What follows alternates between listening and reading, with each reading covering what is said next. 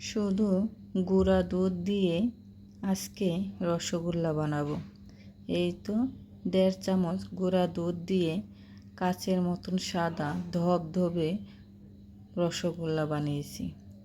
দেখে মনে হচ্ছে দুধের ছানা কাটা রসগোল্লা।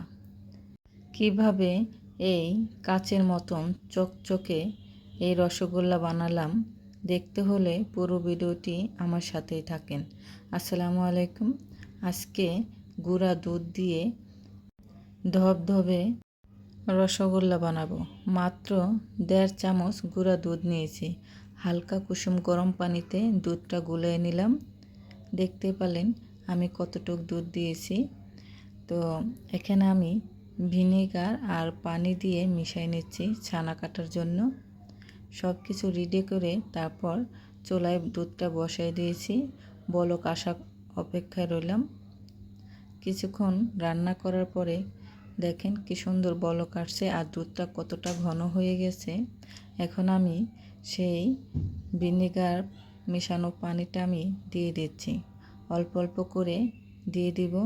এই অবস্থায় চুলাটা কিন্তু বন্ধ করে দিয়েছি। আর একটু ভিনেগার পানি লাগবে, আবার একটু দিয়ে দিচ্ছি। দেখেন কত সুন্দর ছানাটা কেটে গেছে। যখনই নীল পানি বের হয়ে যাবে তখনই বোঝা লাগবে যে ছানাটা আমার পারফেক্ট হয়ে গেছে। সুতি কাপড়ের উপরে ছানাটা ঢেলে পানি দিয়ে ধুয়ে নিয়েছি। তারপর ঝরা দিয়ে রেখেছিলাম 20 মিনিট।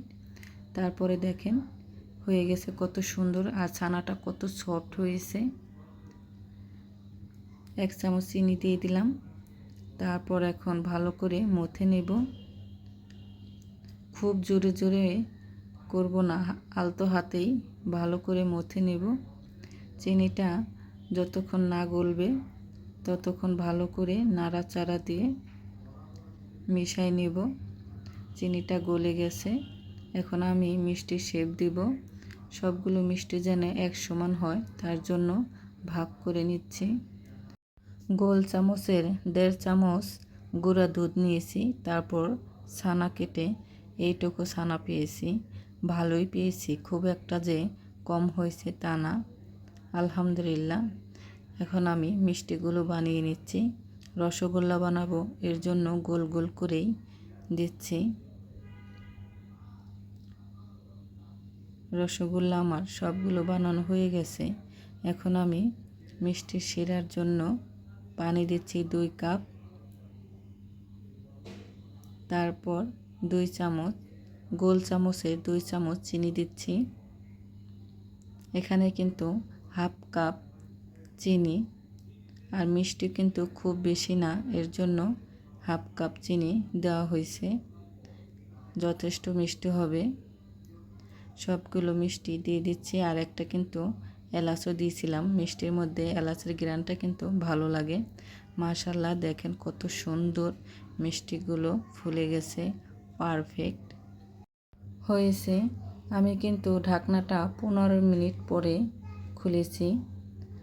তো একটা মিষ্টি উল্টাতে যে চামচের ধাক্কা লেগে ভেঙে গেছে, কোনো ব্যাপার না। তো 20 থেকে 30 মিনিট রান্না করলেই হয়ে যাবে। আমার কিন্তু মিষ্টিগুলো হয়ে গেছে। তারপর রেখেছিলাম ঘন্টাখানেক। মিষ্টি শিরা মিষ্টির মধ্যে ঢুকে গেছে। যত বেশি শিরার মধ্যে রাখবেন মিষ্টি কিন্তু তত খেতে ভালো লাগবে। তো আমি এক এক করে বেড়ে নিলাম। দেখেন কত সুন্দর হয়েছে। মাশাআল্লাহ, মাশাআল্লাহ, কত সুন্দর হয়েছে। গুঁড়া দুধ দিয়ে এত সুন্দর রসগোল্লা বানানো গেলে গুঁড়ো দুধের আর দরকার কি। গুঁড়ো দুধ দিয়ে আর এখন রসগোল্লা বানানোর কোনো ঝামেলা নেই। গুঁড়া দুধ দিয়ে কিন্তু খুব সুন্দর রসগোল্লা হয়ে যায়। তো আমার রেসিপিটা কেমন লাগলো, যদি ভালো লাগে লাইক কমেন্ট করবেন, শেয়ার করবেন। আমার ফেসবুক পেজটা সবাই ফলো দিবেন। রেসিপিটা যদি ভালো লাগে অবশ্যই লাইক দিতে ভুলবেন না, লাইক কমেন্ট করবেন। আমি একটা মিষ্টি ভেঙে দেখাচ্ছি।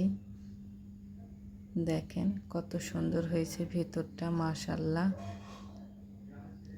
তো সবাই ভালো থাকবেন, সুস্থ থাকবেন।